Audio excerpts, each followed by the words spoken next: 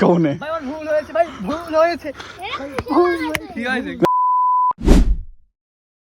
আসসালামু আলাইকুম বন্ধুরা, আমি এমডিজিএস দীপ। আপনারা দেখছেন দীপ ক্রিয়েটিভস। তো আজকের ভ্লগ ভিডিওতে আপনাদের সকলকে স্বাগতম। তো আমরা যাচ্ছি আজকে আমাদের বন্ধু আসাদের গ্রামের বাড়িতে। প্রথমে আমরা অর্ককে রিসিভ করে নিলাম এবং তারপর রিসিভ করে নিলাম সাকিবকে।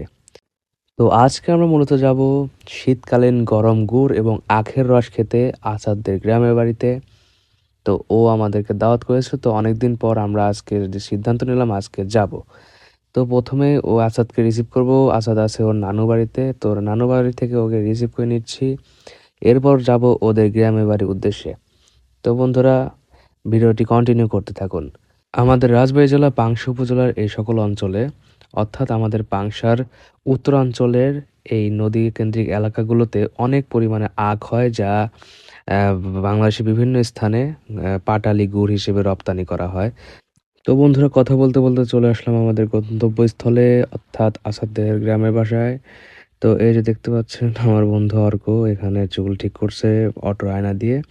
যাই হোক বন্ধুরা, এখন আমরা ভিতরে প্রবেশ করব এবং কি কি ঘটে সবকিছু আপনাদেরকে দেখাবো।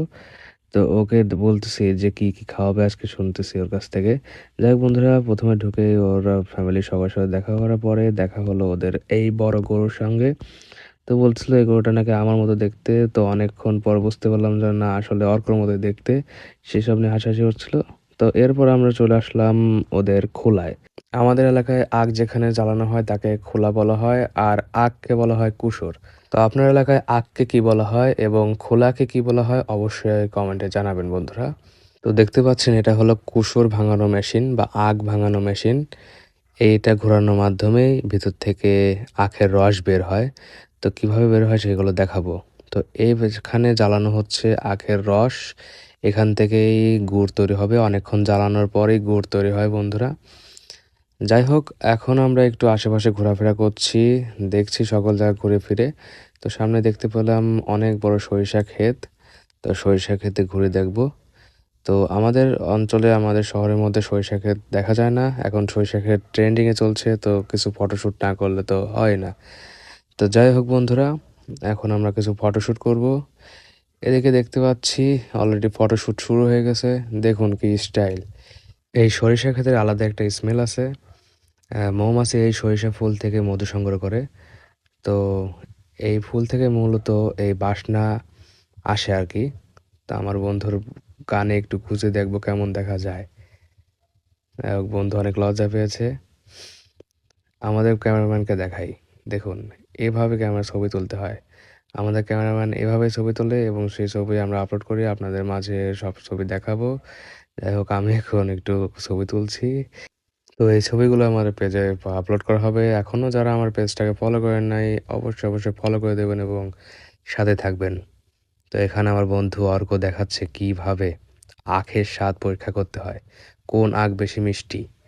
তো এভাবে দেখা দিকে ভেঙে ফেললো বন্ধুরা। দেখি বলা হয়। ওই ভাঙা আখ থেকে আমি একটু ভেঙে খেয়ে দেখি আসলে মিষ্টি কিনা। তো বন্ধুরা, আপনাদেরকে জানাচ্ছি খেয়ে, আসলেই মিষ্টি ছিল। মিষ্টি আখই খুঁজে পেয়েছে। তো এখানে আমার বন্ধু মেশিনের ফিতা নিয়ে এসেছে। তো আমরা আখের রস খাবো। তো আমরা চিন্তা করছি নিজেরাই ভাঙিয়ে খাবো। তো এখানে মেশিন সেট আপ করা হচ্ছে।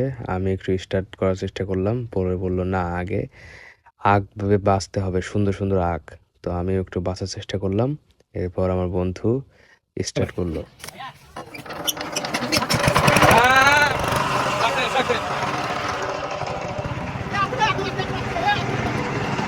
তো বন্ধুরা দেখুন কিভাবে আখের রস বের হচ্ছে।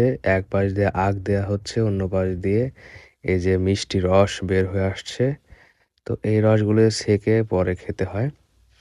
তো এই দেখুন এক জগ আখের রস পাওয়া গেল। তো হৃদয় আগে খেয়ে ফেলতে যাচ্ছে, আমি বললাম না, আগে ছেঁকে নিতে হবে। তো বন্ধুরা, এখন আখের রস ছেঁকে নিচ্ছি। প্রথমে আমি খেয়ে দেখবো যে কেমন মিষ্টি। কেমন কেমন ভাই? অসাধারণ। তো এক গ্লাস খেয়ে আমার মন ভয় না বন্ধুরা, আর এক গ্লাস খাচ্ছি।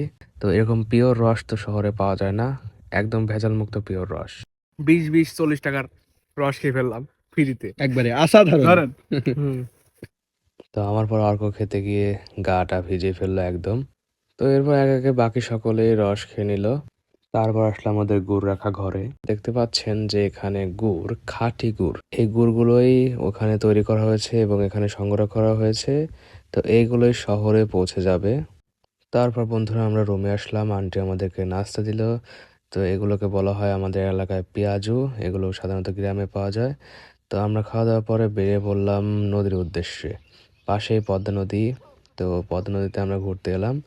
এখানে দেখতে পাচ্ছি আসাদকে কেন যেন মার দেওয়া হচ্ছে। তো আমাকে রিকোয়েস্ট করা হলো মারার জন্য, আমি বুঝতে পারিনি কাহিনী, তাই মারিনি। এখানে অর্ক আবার ওকে মারছে। যাই হোক বন্ধুরা, কি হলো, মজা বন্ধুদের মধ্যে মজা ঠাট্টা হয়। তো আমরা দেখতে পাচ্ছেন সামনে ওই যে দেখা যায়, ওই জিনিসটা দেখার জন্য এখন যাবো। একটি ইন্টারেস্টিং ব্যাপার দেখায় বন্ধুরা, নদীর মাঝে কুয়া। এই কুয়াকে কেন্দ্র করে এই এলাকায় অনেক ভৌতিক গল্প প্রচলিত আছে। এই কুয়াটা আসলে নদীর মাঝে ছিল, তো এখন শুকিয়ে যাওয়ার কারণে মাটিতে দেখা যাচ্ছে। তো অনেক পানি হলে এই সাইড দিয়ে পানি হয়ে যায় যখন, তখন এই নদীটার মাঝখানে এই কুয়াটা দেখা যায়। তো কী কারণে এটা তৈরি করা হয়েছিল সেটা ইতিহাস এখনও ঠিক আমি জানি না। যাই হোক বন্ধুরা, এখান থেকে আমরা এখন বের হয়ে যাচ্ছি। তো এখান থেকে আমরা যাব বাহাদুরপুর হেনা পার্কে। তো এখানে আমরা একটু মজা মাস্তি করলাম, গান বাজনা করলাম। কাজলের চেয়ে কালো কি বলতে কি কেউ পারো? আরে আমি যারে বাসি ভালো, কাজলের চেয়েও কালো। তো এভাবে বন্ধুরা আজকে আমাদের ভ্লগটি শেষ হলো। দেখা হচ্ছে পরবর্তী ভিডিওতে। ততক্ষণ আমাদের সাথে থাকবেন, আমাদেরকে সাপোর্ট করবেন। যারা এখনো আমাদের পেজটি ফলো করেননি অবশ্যই ফলো করে দেবেন বন্ধুরা। আল্লাহ হাফেজ।